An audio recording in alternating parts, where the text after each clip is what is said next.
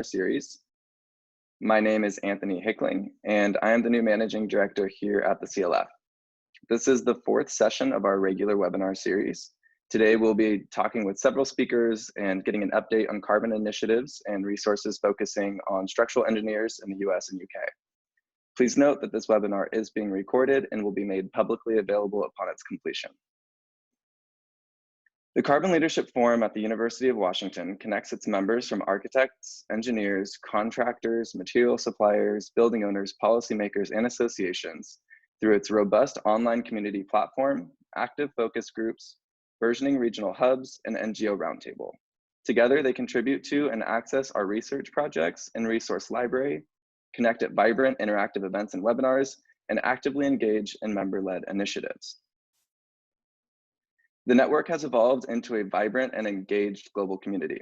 To date, we are over 6,500 professionals from across the building sector, academia, nonprofit, and government groups representing 200 cities from over 33 countries across the world.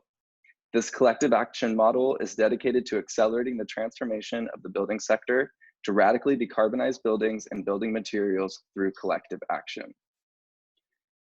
The network comprises many subject-specific focus groups, which members can join for additional engagement around a topic related to embodied carbon.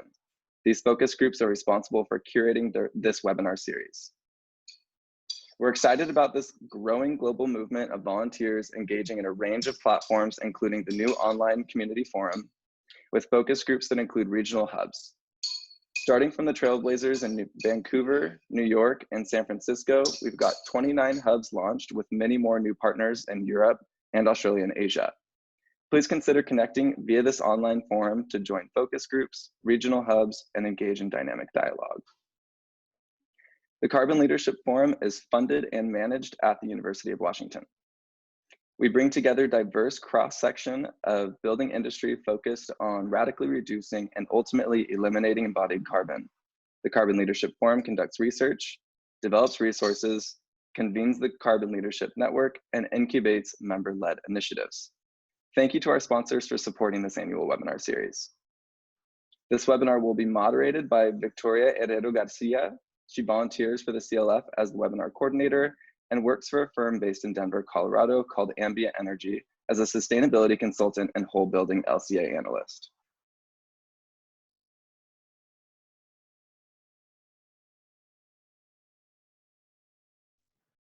Thank you, Anthony. Hello, everyone. Again, today's webinar is the fourth webinar on our regular webinar series. Each topic is based on network focus group topics. Network focus group chairs have worked with their groups to identify the speakers and develop the curriculum for each session. Our goals in each session will not only be useful to live participants, but also serve as a free educational resources to anyone interested in learning more. Please feel free to share webinar recordings with all your colleagues, professional networks, and students.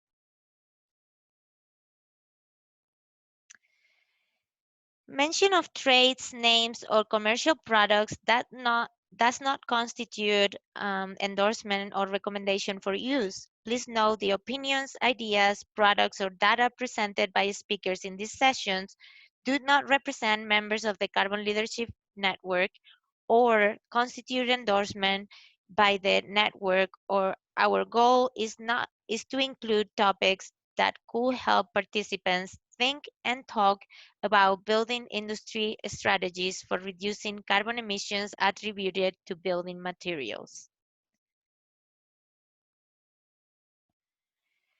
With that said, the logistics for this webinar is that at the end of the hour, there will be a 15 to 20 minutes Q&A session after the presentations. This webinar can contribute to AIA continuing education credits. So if you are an AIA member, please send us an email to the info@Carbon Leadership Forum, including your name and your number, and we will report this for you. To access any past webinar recordings, visit the carbonleadershipforum.org at news and events, at webinars, and you will find all the recordings there. If you missed other webinars before, you will find them there, and this one will be available within a week approximately. We'll continue hosting webinars and sharing other resources related to embodied carbon. And if you haven't already, you can stay connected by becoming a member at the carbonleadershipforum.org. And with all that, we're gonna introduce our speakers here. We're very excited about this webinar and the introduction to all the great things the structural engineers are doing. So we have today with us Megan Stringer. She's an associate principal at Holmes Structures, and Mark Webster, senior consulting engineer with Simpson, Capster, and Herger. And from the other side of the Atlantic, we have here Mike Cook, partner of Bureau Happel and professor of creative design in the Department of Civil Engineering at Imperial College, and also his colleague Orlando Gibbons, that he's an structural engineer at Arup. So with that, let me introduce you to Megan Stringer. Megan, please feel free to put your slides up. Megan is an associate principal in Holmes Structures San Francisco office. She has led the structural design on major developments, including North America's largest mass timber building. She is an active member in the sustainable design community and serves as a co-chair of the SEI Sustainability Committee and chairs the SEAOC Sustainable Design Committee. Megan? Thanks, Victoria. Good morning. I'm here today to talk to you about the SE 2050 commitment program that is currently being formed within the SEI Sustainability Committee. And this is in response to the Carbon Leadership Forum's call to action for structural engineers to do their part in getting buildings to net zero by 2050. So brief background as to why this kind of came about. As I'm sure most of you are aware, buildings generate approximately a third of annual global greenhouse gas emissions. Now, traditionally, a building's operational impacts accounted for roughly 80% of a building's overall impact. But since our architect counterparts have been doing such a great job at reducing operational impacts, embodied carbon is now starting to account for a much larger portion of a building's overall impact. So according to the Global Alliance for Building and Construction, 1/4 of the CO2 emissions from the building sector comes from just the production of structural materials. With all of that, embodied carbon is finally on the forefront of the design community's mind. And given that structural engineers are directly linked to structural materials, how they're specified, how much of them are used in projects, etc., it is the structural engineers that are needing to step up and reduce the overall embodied impacts of the structures they design. Now, how do you measure a building's impact? As I'm sure most of you are aware, it's measured through what's called life cycle assessment. And the life cycle of a building is shown here on the screen, and it's really just indicating that all of the inputs and outputs from a building throughout its life are accounted for. And for the purposes of this presentation, when I mention embodied carbon, greenhouse gas emissions, or global warming potential, I'm really kind of referring to the same thing. So now that you know that embodied carbon is a big portion of a building's overall impact, how much embodied carbon does a structure alone account for? So these pie charts are illustrating the embodied impacts from various building types. And what you see from each of them is that the structure accounts for at least 50% of the embodied carbon. So now all of this has really led up to the CLF wanting to do something about embodied carbon and incubating this idea about getting to net zero embodied carbon by 2050. And what came out of all this was them issuing a challenge to the structural engineering profession last summer, calling for all structural engineers shall understand, reduce, and ultimately eliminate embodied carbon in their projects by 2050. And so the CLF asked for structural engineers to accept this challenge and sign on. And in the interim, they approached the Structural Engineering Institute's Sustainability Committee. Since it is the leading national professional organization for structural engineers, with this idea of developing the US's commitment program for structural engineers. And it was in December of 2019 that the Structural Engineering Institute of ASCE, which stands for the American Society of Civil Engineers, voted their unanimous support of the SE 2050 challenge. And so it has been within the SEI Sustainability Committee that the SE 2050 commitment program is being developed. This has been quite a couple year long effort, and a ton of people have been dedicating a lot of time to this program to get it up and running. And we're really excited that it's going to officially launch in November. So we invite you to visit our website at se2050.org now for more information, but also note that the website is in beta version, and we are expecting a big update coming in the next couple weeks. So please check in now and then check back later. So, all of that sounds really great. This has been really some really awesome progress being made within the structural engineering profession within SEI. And, those of us who've been championing this effort have been looking at reducing embodied carbon for years, but now we definitely are at a bit of an uphill battle in front of us, not only to, educate structural engineers, but also to educate the building owners and architects as well. So SE 2050 will be bridging that gap between those of us within the profession that have been advocating for embodied carbon, for over a decade, and who have actually been reducing the embodied carbon in our structures to, structural engineers who have very little to no knowledge of embodied carbon, why they should care about it, and strategies to reduce it. So this effort has been paralleled off of the AIA 2030 commitment, and AIA 2030 has been a huge help in guiding us through this process. And how we see getting to net zero embodied carbon compared to the AIA getting to net zero operational carbon by 2030 is shown in this graph. Now note, this chart is showing one scenario of how we can get to net zero through the combination of embodied efficiencies and renewables by 2050, but it will be Mark Webster, who's speaking right after me, who's really going to take a deeper dive into how we can get to net zero and what are the options.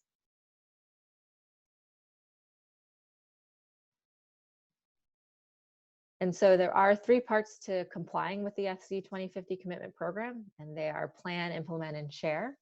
So by plan, we will have individuals and firms committing to establishing an embodied carbon action plan, what we refer to as ECAP for short. It's in the ECAP where firms will articulate how they will educate their firm staff about embodied carbon, how they will report their embodied carbon of their projects, how they will document their embodied carbon reduction, how they will advocate within the industry. Next up is implement. So that's where firms will engage in sustainable goals on projects, specifying low carbon impact materials, and assess and understand the embodied impacts of projects design decisions using LCA methods. And lastly, share. So that's where firms will share embodied carbon data of structural systems to a central database for the understanding of national trends and developing appropriate reduction targets. Now, while we are asking a lot of the profession with joining this movement, we will be providing resources and support needed for the profession to answer this commitment. So on our website now, here are some of those resources. So the website is hosting a whole host of practical resources for the profession, anywhere from providing basic information on what embodied carbon is to explaining what the real impacts of our structural materials are, and also providing real practical guidance on how embodied carbon can be reduced. The three books shown on the right here are recent SEI committee publications, and they're really a wonderful resource on all of these topics. Some of the other tools available on SE 2050 are embodied carbon intensity diagrams that will give users a quick feel to the approximate pounds of carbon dioxide per square foot for typical structural framing systems. The ECOM tool shown in the middle is a super easy to use cradle to gate LCA tool that will prompt users for their project's material quantities, and it'll instantly spit out the GWP of that project.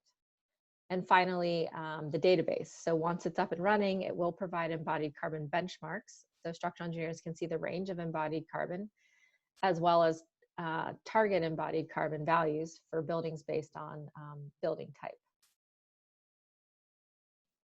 So as just mentioned, the program will also consist of a database where firms will upload their embodied carbon data. The database will function similar to the DDX in that the data will be anonymous, but will allow firms to track their embodied carbon and will help the industry set benchmarks and then reduction targets. A sample of that type of data that the database will provide is shown on the screen. And then lastly, this is a chart showing diagrammatically how we see data contributions from contractors, architects, and structural engineers from other countries, all working within the structural SE 2050 database. And so with that, I will leave you with the SE 2050 URL and homepage. We hope that you visit now and sign up to receive email updates. We will be keeping everybody updated on the upcoming program launch and keep you posted on all things SE 2050. So thank you. Thank you very much, Megan.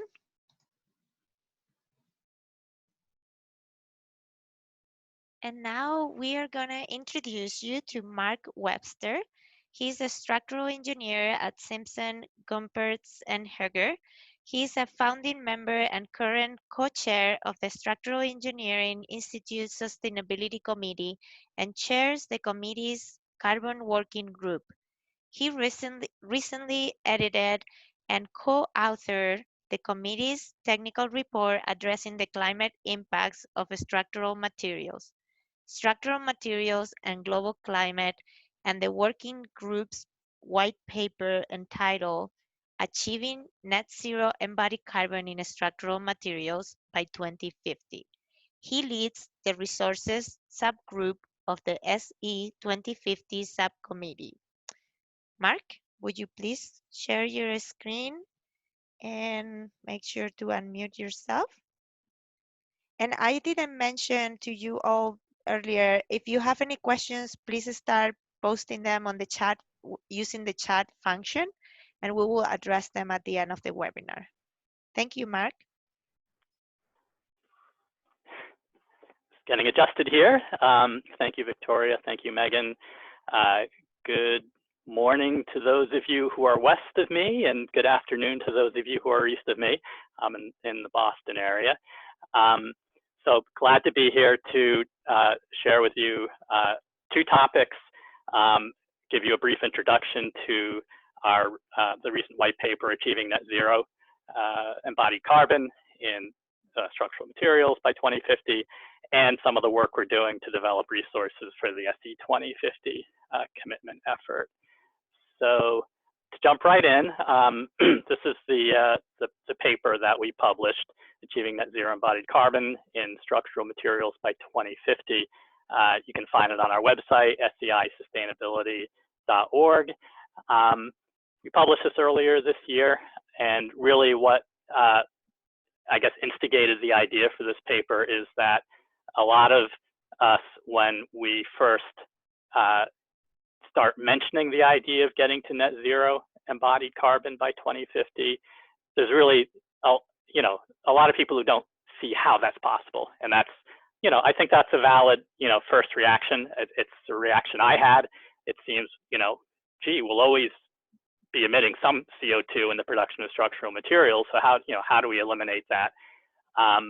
So with further knowledge, I now know that's possible, and I wanted to provide a resource to demonstrate that to others who want who need more information about how this is even possible.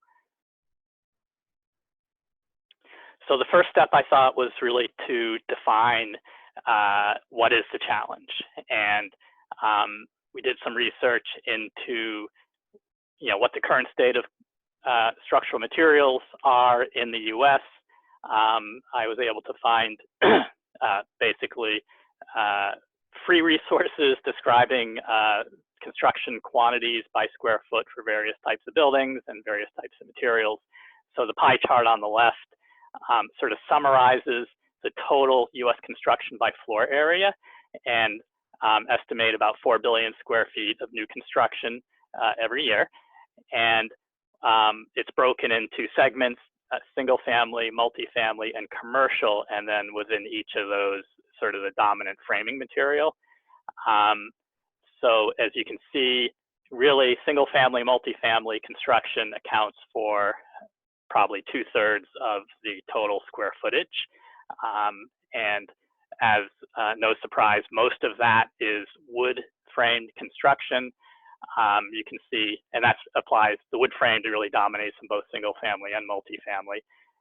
On the commercial side, yeah, as you would expect, there's a bit more diversity of materials, and it's dominated by steel and concrete, with smaller segments in wood and other materials. But turning to the more interesting question is, okay, we know that all that building is going on. What's the carbon impact? And so pulling out the consumption of just three materials here, structural timber, structural steel, and structural concrete that goes into these projects. And then applying some embodied carbon numbers derived from industry average EPT data, what we find is really eye-opening. And the pie chart on the right shows that really probably 80% of the impact, climate impact of those three materials is due to concrete, with wood and steel taking up much smaller slices. And maybe that's not surprising in some degree, because even though there's so much wood construction going on, wood does have a relatively low carbon footprint. But also, if you think about residential construction, there's a lot of concrete that goes into even wood-framed buildings with all the foundations and everything. So putting that all together, looking at the concrete emissions due to concrete, you can again see that really half of that is either concrete residential new construction and residential rehab. So I think what this really takeaways for me are, residential construction, I think, has to be part of the solution. It's not something that we necessarily, as structural engineering practitioners, think about a lot unless we're doing some single family work. But a lot of times we're mostly focused, most of us are focused primarily on, the commercial work. So one thing, we need to figure out how to address that residential side. And again, no surprise, concrete is really where there are enormous opportunities in terms of carbon reduction. So having set that table, we thought we'd delve into, how are these reductions going to happen? And really, it seems to us there were 4 tracks: design improvements that we can make as engineers and architects, introduce the carbon impacts of our projects. So those would be things such as optimizing structural systems, maybe using more wood instead of other materials. There's a whole host of options which are all run through in the white paper. So that's where we as designers can really have the impact. But that's not all that we need. We also need to look at what else is going to happen that's going to help us get there. I think greening of the electrical grid is going to be a big part of it. Not only primarily because a lot of structural materials use a lot of electricity to be made. Thinking especially steel, electric arc furnaces, and everything. So steps towards greening the electrical grid are going to help us get there. And there are many states in the U.S. already have some really good progressive goals for converting their electrical grids from fossil fuels to renewable resources. So that there's good potential there. And then improving material production. There have been, if you look at the history of carbon emissions associated with, say, concrete and steel, historically, those emissions per unit of material have been going down, and I think they will continue to be going down as we move forward, and hopefully at an accelerated rate. So as new technologies are developed in terms of producing concrete and in terms of producing steel and the other structural materials, there's also opportunities there to reduce emissions. Is that going to be enough to get us 100% there? Hopefully, but we may also still need to rely on carbon offsets to get the final step. And the bars on the right in the diagram just show maybe some different ways things could happen. The first bar is maybe the design. We do a lot in the design side and less on greening the grid and improving material production. Maybe that'll get us halfway there. Maybe we do really well in electricity and material production, but not so well on design. Again, maybe that gets us halfway there. the middle bar, if all three of those categories are really strong, that gets us probably most of the way there, but maybe not quite, because we still haven't dealt with those emissions that are still going to be happening, I think, regardless of how good we do, even the production of cement, et cetera. So maybe what we really need to get to net zero is to have sequestration, negative emissions. So that can happen maybe with wood, agricultural products, maybe technologies such as injecting carbon and CO2 into concrete, which is already happening. Maybe that's what we need to get us over the hill without having to rely on offsets. So that was just the quick intro on achieving net zero, and definitely hope you can have an opportunity to check out the white paper. I'd like to turn now for the final part of my brief presentation to what we're doing to support the ASCE 2050 commitment. Supporting the resources side of things, and really the goal here is to provide maybe two resources, both for the general practitioner, the engineer, the architect who just wants to learn more about embodied carbon and wants to have, especially with respect to structural materials, but also we want to provide resources for those engineers who have signed on to the commitment and then need to, really to meet the commitment, really need to implement changes into their practice. So it seemed like we're making these changes now to kind of reorganize the website into basically 5 buckets. We'll have a section on embodied carbon, sort of intro to embodied carbon. We'll have a section on materials, so that'll be the primary structural materials with resources to help users understand the carbon impacts of those materials and maybe reduction strategies. And then maybe a section just on broader strategies such as optimization, some of the things I talked about later, which are not necessarily material specific. And then we have tools and data.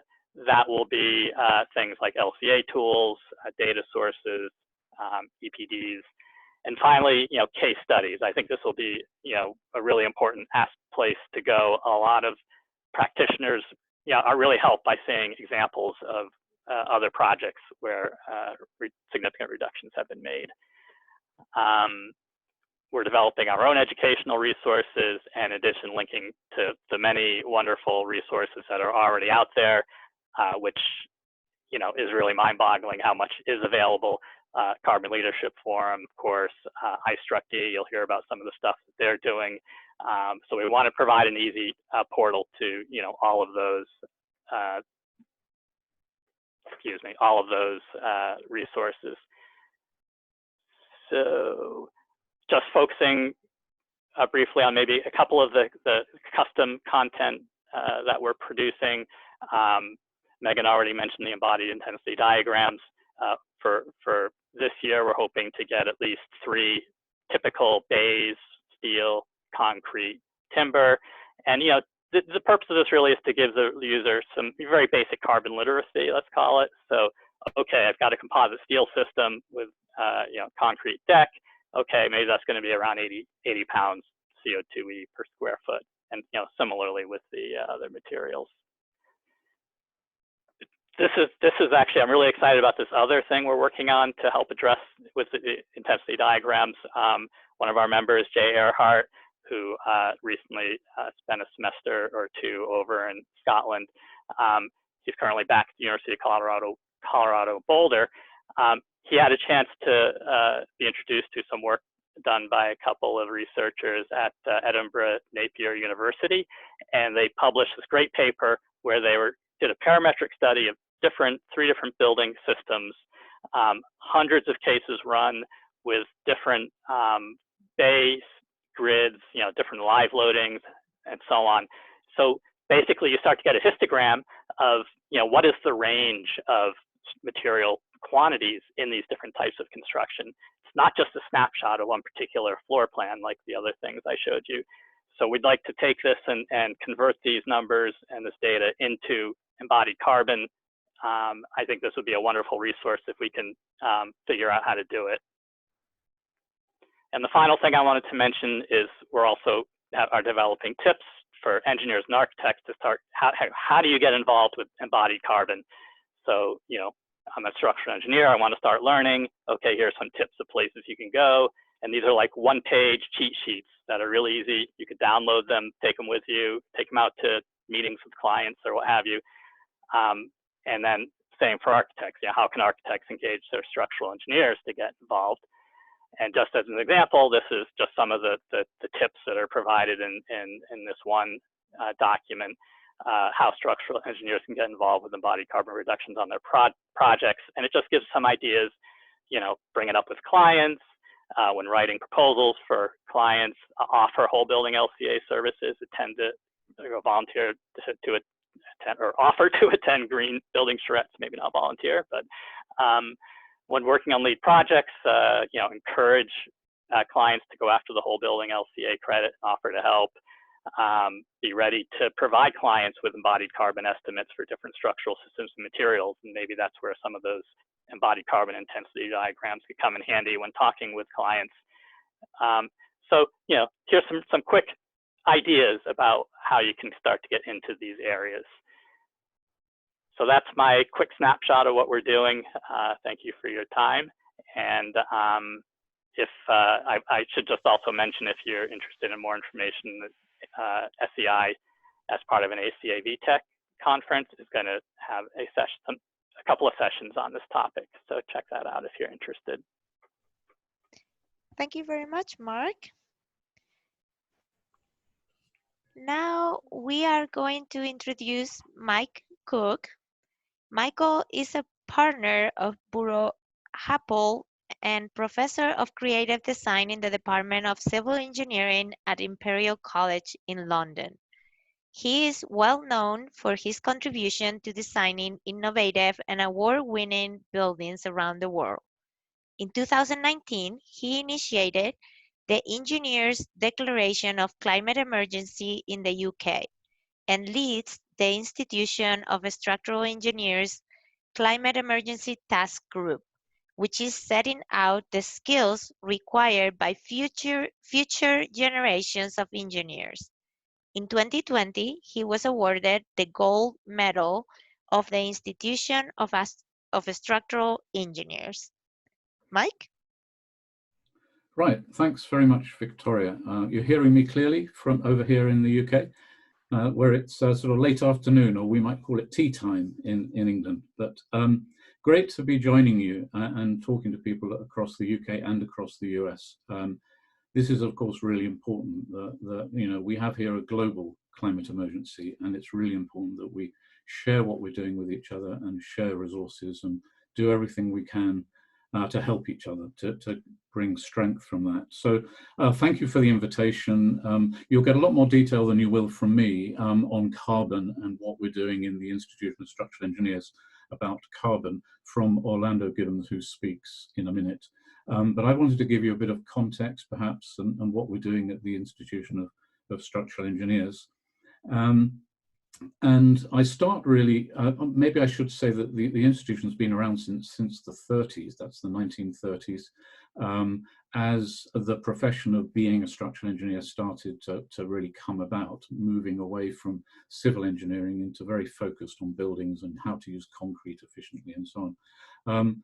And it's grown to be quite a global institution, but still headquartered in the UK, and the larger proportion of its membership in the UK, but we do have members in the US, Canada, Australia, Hong Kong, China, and so on. So it's a really interesting organization. Do take a look.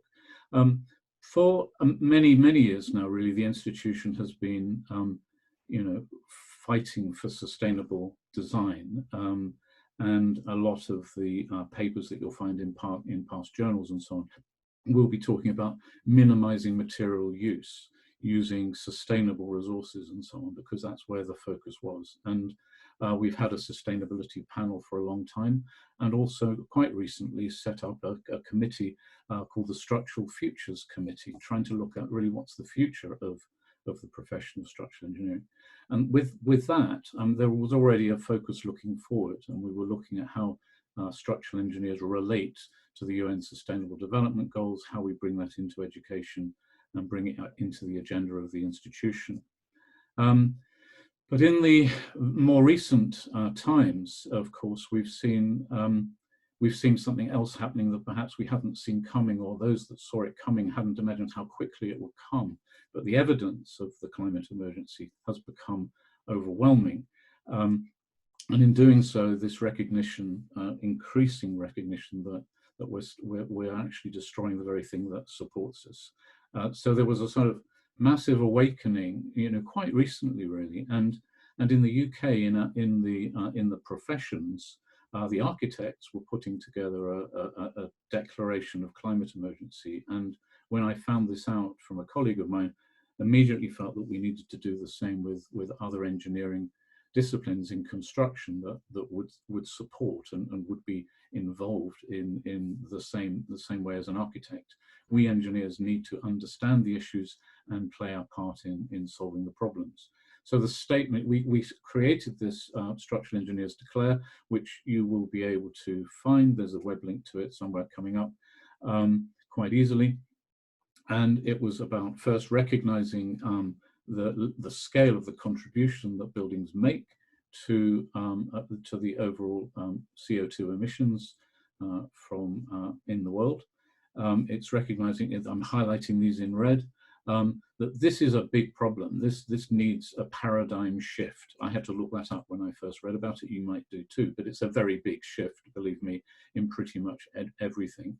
So the declaration was maybe a little like your ASCE 2050, but I think going bigger in terms of the total paradigm shift, saying we are committing to strengthening our working practices. So this was a declaration made by firms, and the chief, board member, chief executive of those firms had to be the person who was committing to signing up.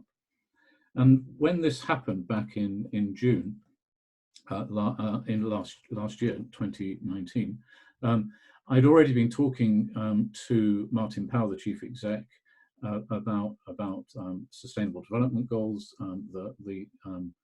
The council at the institution was already well aware that things were shifting and that the institution needed to shift. But I think this was the final thing that really pushed things over the edge. And in response to that declaration that the industry was making, the institution agreed to set up a climate emergency task group, which was a great initiative and really very much something that I wanted to see happen and was willing to lead initially. Hopefully it will have a life forever, and therefore it will be passing on. But and I just wanted to explain it a little to you. It might be something that's of value to you in ASCE 2050 or in the SCI. But we're setting up in the institution within the task group. We're covering 4 predominant areas. This is set up in this triangle. We start at the top really with making sure that the institution is talking to other institutions. It's talking to across the whole industry. It's even finding routes to talk to government so that we can change the way government legislates and helps the industry make a transition, that we can share resources with our architects, with our building services engineers and so on, and that we see this as a cross-industry collaboration. We then see the need for the institution not just to support its membership, which is individuals, but to support the firms in the profession, which is really where all the members are working.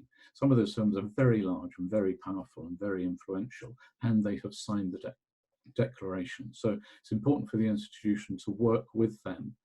Something that classically an institution doesn't do so much. It's focused on its individual members. But it's the institution is moving in that direction, and as we will come to show you in just a second. Sorry, I didn't mean that, just pass on. So we're raising standards. That means we're trying to help our members understand better the situation, look at making different decisions in their design practice, and starting to not only reduce carbon, but lead towards cyclic economy in their designs and in their construction methods. And finally, as an institution, setting standards. So looking within its own infrastructure, its responsibility to set high standards in the profession and how it sets them. I've also here just got across those four things. I've just summarized this for you.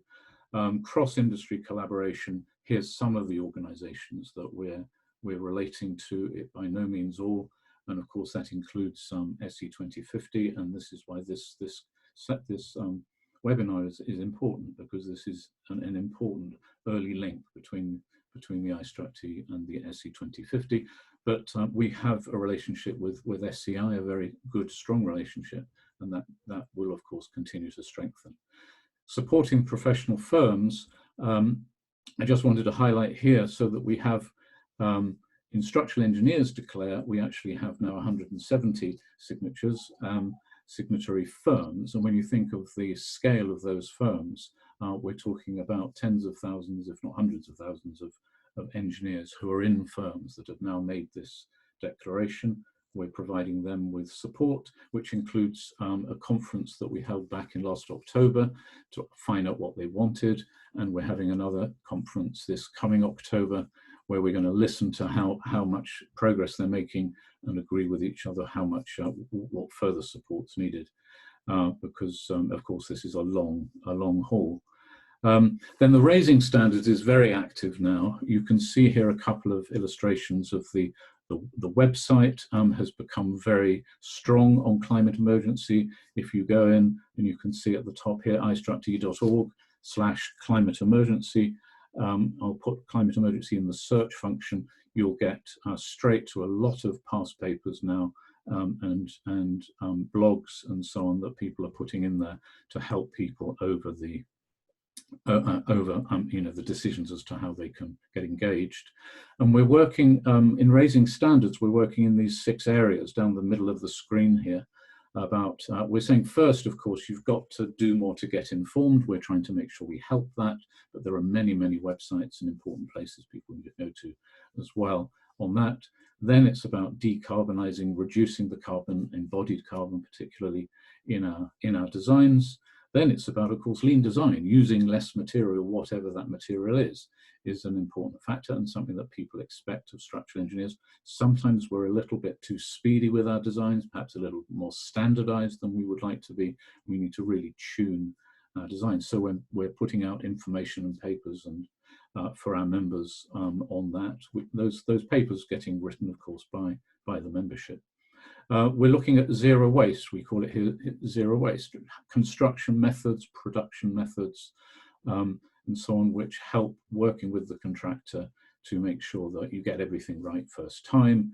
You use recycled material as the best you can, and then what you design can then be recycled at a later date.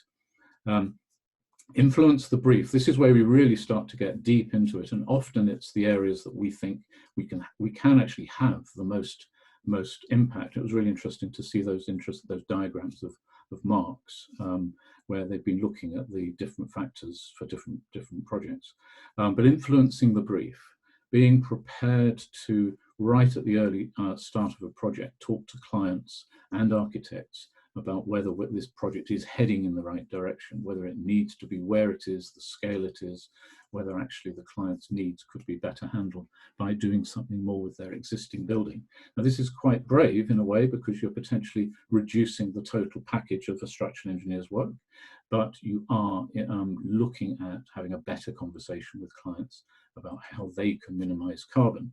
And I think all of our practical experience with clients now is that this is something that's getting higher and higher on their agenda.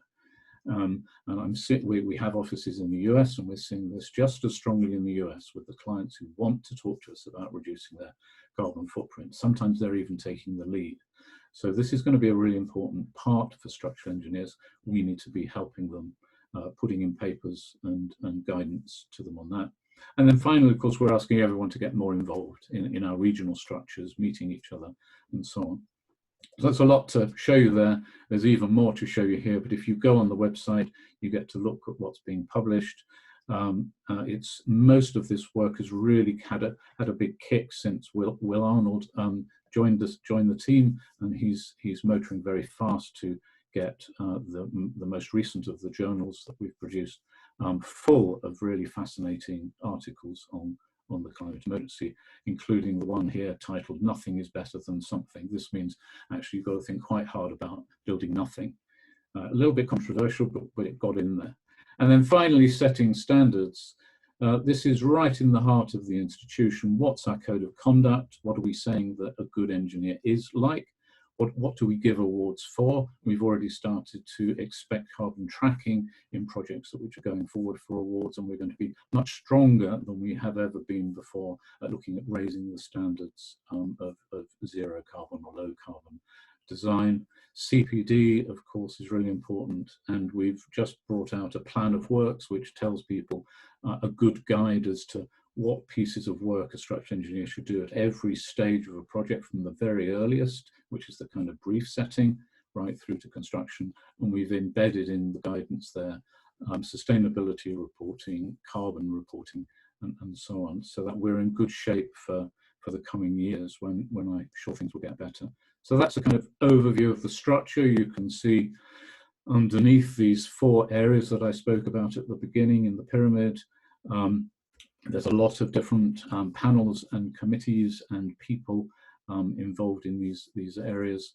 But most importantly, I think you can see right at the top here, Martin Powell, the chief exec, is absolutely behind all that we're doing here, and we report directly into him through the engineering leadership group, and he's right behind it. What, of course, we'd like to see is more cross-industry collaboration further and further. And of course, we want to take further our relationships with the SCI and ASCE 2050. And I would like to say, I hope that perhaps in that relationship, we'll encourage the US to set up a similar declaration. You'll find if you go to Construction Declares, and I suspect my time is too short for me to go and click the link, but constructiondeclares.com, you'll see that actually the many countries, 23 I think it is, have signed up to an architect's declaration using very similar words. Under engineering, we have 4. We have Canada, Australia, Singapore, and France have also set up theirs. And it's made very simple to set up a further declaration. So something I'll look forward to talking about another time, if it helps you. And of course, as we say to everyone, we're really keen everyone gets involved, and I look forward to you going to see the website. But it's important I now hand over to Orlando, well, maybe first back to Victoria, because he's got some more detailed stuff to show you. Thank you. Thank you very much, Mike. And now we are going to introduce you to Orlando Gibbons. Orlando is a structural engineer with a passion for minimizing the environmental impact of the built environment, specializing in embodied carbon. Since graduating from the University of Cambridge in civil, structural, and environmental engineering, he has worked in Arupe's buildings team, where he has also gained experience as a sustainability and LCA, life cycle assessment, consultant. He is an active member of cross-industry groups looking to address embodied carbon and of the Institution of Structural Engineers Sustainability Panel. Orlando? I believe you're muted. Yes, great. There Sorry, you go. in presentation mode, I couldn't find the button. Thank you very much, Victoria, for that introduction. And thanks, Mike, for the great explanation of what the IStructE is doing. So I'm just going to provide an example of some of the work that is coming out of the Climate Emergency Task Group that Mike's just explained. So the first of which is this new guide, how to calculate embodied carbon, that will be launching very shortly, I believe on Monday.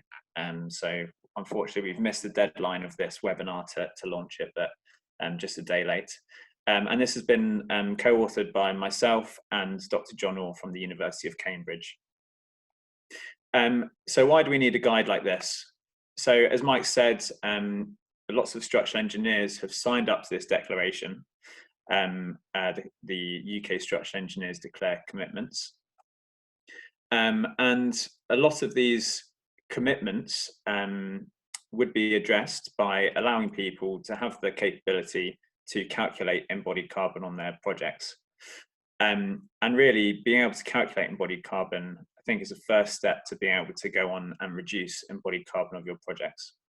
So there are 11 points on the commitment, and I think this guide really nicely addresses four of those.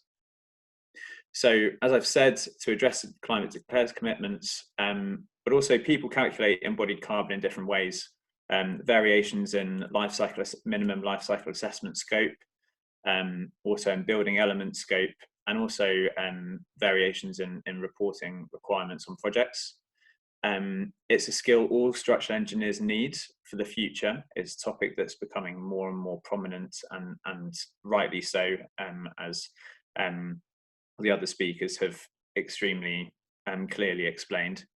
And also, we thought this guide might be useful not only for sort of large engineering companies such as the one I work in, but also for some of the smaller engineering companies that maybe haven't previously had the resources to put into making their own tool or really looking into it. So we hope that this would sort of condense all the information they need to know into one place. And there are some barriers to carbon calculation, some contentious issues, and there's some inherent uncertainty in all carbon calculations that we really need to embrace. And also we wanted to reinforce and expose existing guidance and standards that's out there. So the purpose of the document is to provide a common calculation method and some common assumptions for people to work off in the absence of more detailed information, to enable meaningful design comparisons, to develop carbon calculation capabilities as a first step to making meaningful carbon reductions, developing understanding of embodied carbon, and really trying to integrate it into the project process so that it's just another thing that we do instinctively on our projects. We hope that it breaks down some barriers, addressing some of those contentious issues, and ultimately helping the profession find new ways to reach net zero. So in the document, we list out some key principles of calculating embodied carbon. First of all, we need to achieve net zero before 2050. We need to calculate embodied carbon on all projects, recognize carbon as one component of sustainability, a very important one. Evaluate all design decisions against their carbon impact, communicate any insights we get from our carbon calculations to the project team, and advocate and engage the project team to find new ways to actually go and reduce this rather than just reporting it. And report module-based carbon data to an open source database so that we can all learn from our collective work as structural engineers. So this is sort of the key diagram of the guide. It describes the scope, and the scope is, it actually describes the process of calculating carbon at any stage in your project. So you have your inputs and the process of doing it, which involves, of course, the calculation, analyzing the data, communicating it, selecting an option, and then reducing the carbon associated with that option and refining it. And you have inputs each time you do that, the carbon data and material quantities, and then the output being reporting to a database. And the boxes that have been highlighted in green there is what's covered by this guide. So, so the guide follows this process diagram. So the inputs followed by process followed by outputs. So hopefully it's easy to navigate. In the guide, we address every single life cycle module, which, as you can see, all of I don't know whether people on this call are familiar with the life cycle modules, but this is a diagram showing how you describe a building's life cycle based on the different project stages. So you have the A stage, which is the production stage, the A4 to A5 stage, which is construction process, the B stage, which is the use, maintenance, repair, replacement, and refurbishment during the lifetime of the asset, and then the end of life when the asset is deconstructed. Materials are transported away from site, taken to waste processing and disposal plants, and then as part of the whole life cycle calculation, you would include module D, which basically is kind of a measure of circularity and allows you to account for any benefits or loads that are incurred on future projects by either reusing, recycling, or recovering energy from incineration of those materials. So in the guide, we say that the minimum scope that structural engineers should calculate is A1 to A5. And this is because these are the emissions that will certainly be released before 2050. So we need to make sure that we're minimizing those for sure, as much as possible. Although we do say that best practice is to consider the whole life of the building in your calculation.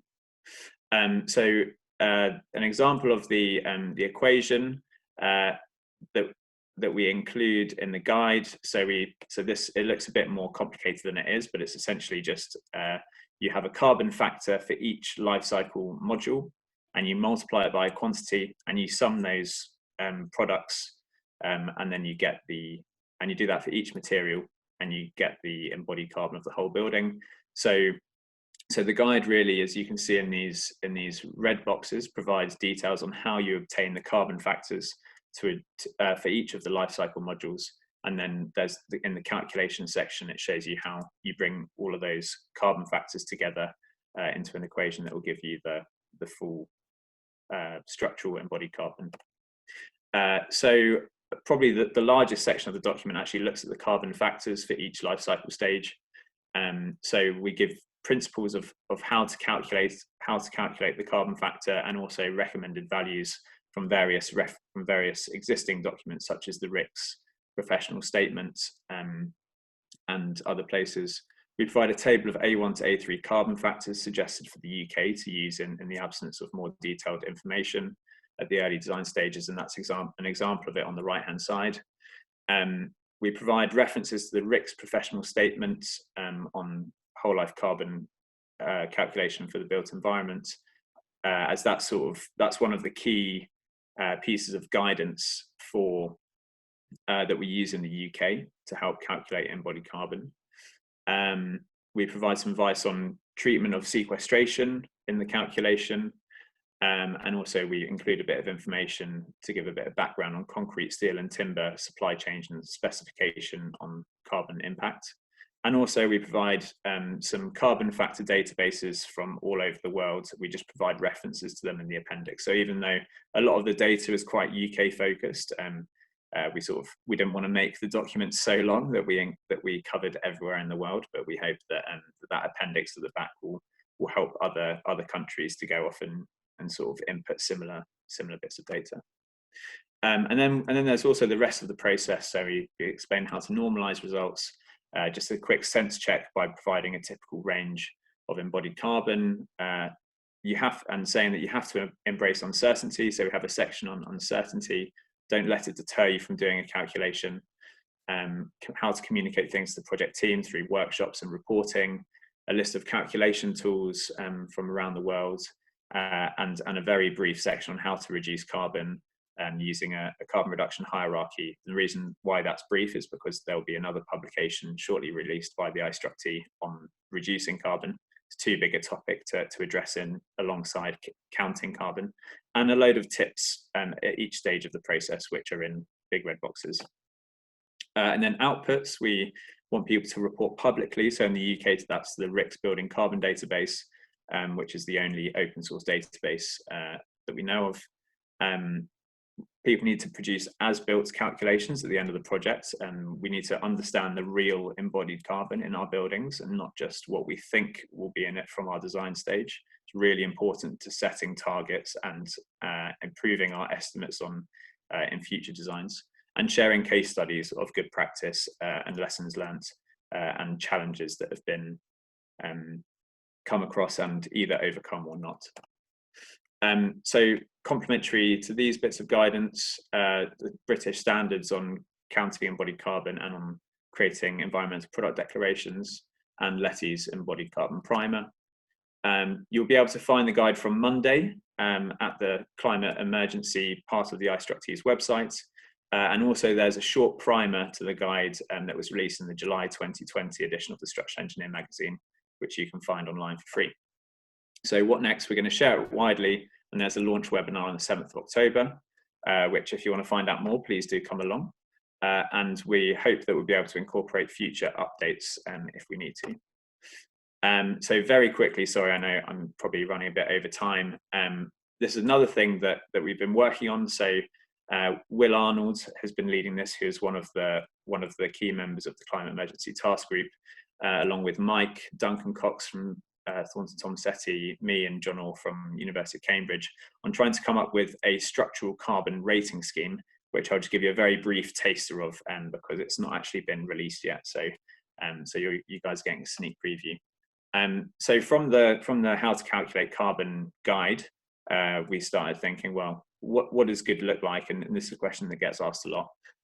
So we thought it'd be useful to provide a framework, at least, for rating structural schemes and setting targets. We thought of using, you can see on the right, an example of this rating scheme, using an A to G rating is sort of familiar to the layperson. It's what lots of people use to mark exams at school. But providing a range at least sort of sets a carbon context for people who are new to carbon calculations. And the range was determined based on project data from Arup, Thornton Tomasetti, and Price and Myers. And so this should allow you to do comparisons, not just of the same scheme, looking at different options of the same scheme, but because there's no differentiation of the rating scheme made between different building types, it will allow us to get an insight into which building types are sort of more fundamentally more carbon intensive, whether that's, so it doesn't differentiate between buildings with basements, tall buildings, or different for different uses.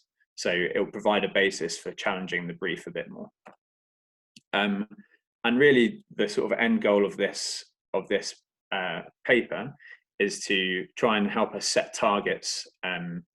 So setting the rating scheme against carbon budgets derived from the IPCC requirements to keep within 1.5 degrees.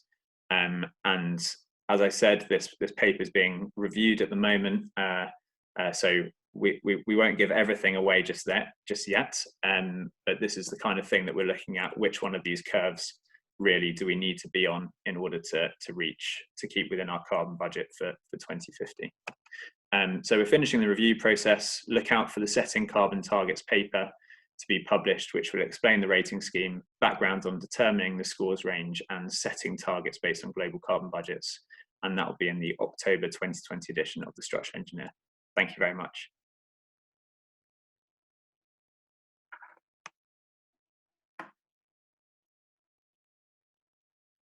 We can't hear you, Victoria. Thank you. Thank you, Orlando. Oh.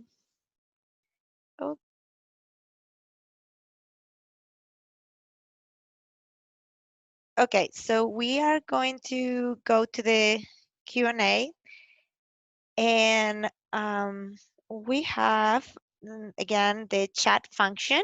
Please use it to share all your questions there. And the first question that I have is for Megan. So the chart that you show with contributions of various industries shows the traditional 28% for operational energy, and in place of the 10-11% for embodied carbon. This is from Architecture 2030. Much larger percentages are shown for structural materials production. The question is, what resources can we use to learn more about these embodied carbon percentages? So there have been some studies that have been done at ARUP that have been looking at the different percentages and where that comes from, because I think sometimes the question is, how much, you talk about embodied carbon, and a lot of times, at least I had always thought, most of it's the structure, but it's really about 50%.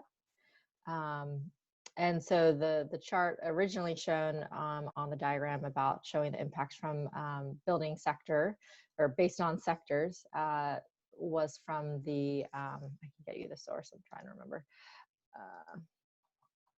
It's from the Global Alliance for Buildings and Construction. And so it's definitely something we're trying to address on the site within our resources. But for some more direct links, I don't know, Mark, do you have any ideas of more direct links for some of that information? Was the question about like the contribution of structural materials to the overall carbon footprint? I think so, yeah. Yeah, I mean, it's hard to get a handle on, I would say. I think a lot of like AIA 2030, I'm sorry, I think not AIA, Architecture 2030 is a good source of information. I think other than that, there are a lot of estimates out there, but I think the 50% I think is a good rule of thumb. That's kind of what I've latched onto.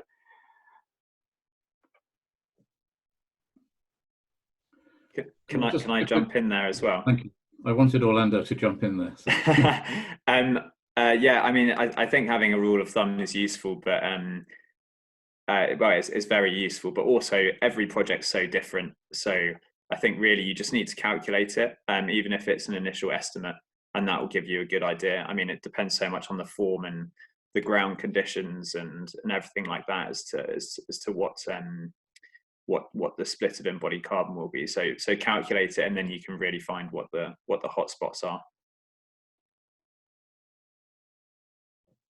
But I was going to say, Orlando, that we were finding when you were doing that piece of work with John, you know, very, very variable data on materials. That a lot of it depends on even what region of the UK you're in, where you're getting your concrete from, you know, let alone across the globe. So that there's quite, you know, you do have to spend a serious piece of time really understanding, you know, the sources of your material, or you know, we need to be much more specific in the specifications of carbon that we put into our documents, that then demands that the materials used are sourced according to what we have specified. It almost shifts a bit of the onus on the contractor to actually work to the targets that we've set with the client at the outset of a project for carbon. Thank you all. Sorry. Oh, go ahead, Orlando.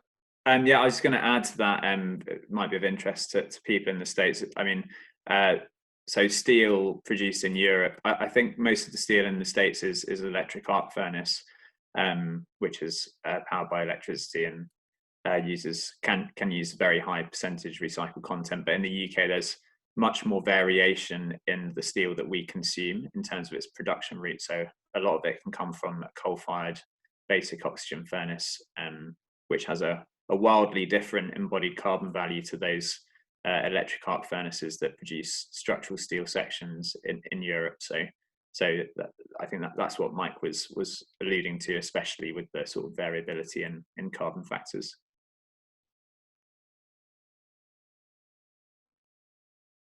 Thanks all.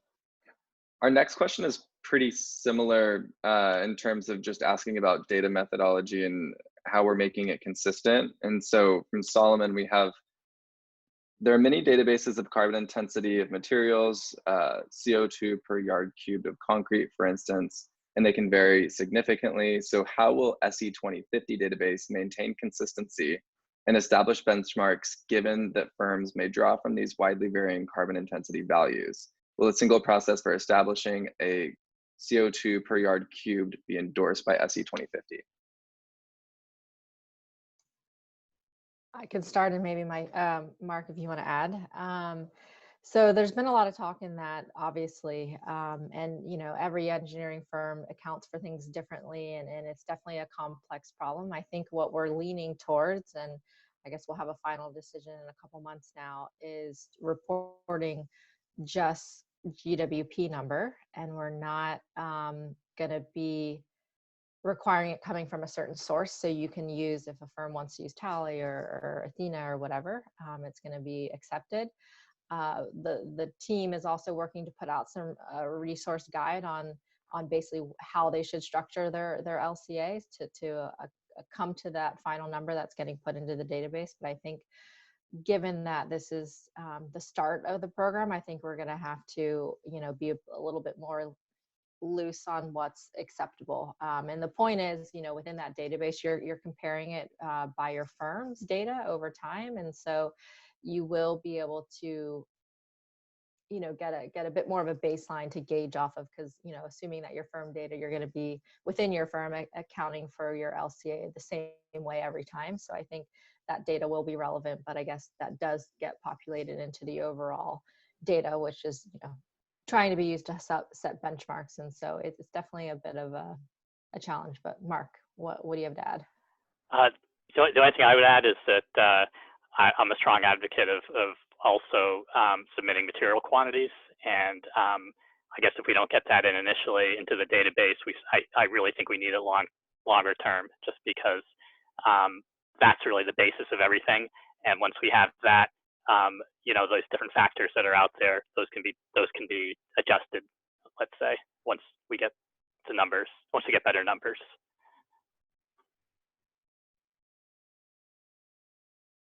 I wanted to have Orlando and Mike also maybe add on to what they are doing there in the UK, because I saw from the last slides from Orlando that it was only A1 through A5 life cycle stages. So why are you doing it that way instead of a whole building LCA with including the end of life and construction and replacement? Well, maybe replacement for structural materials are not as common, but how do you account for those? So the A1 to A5 is just the bare minimum scope that we suggest, but we recommend in the guide that, and we say that best practice is to consider the whole life cycle of the building.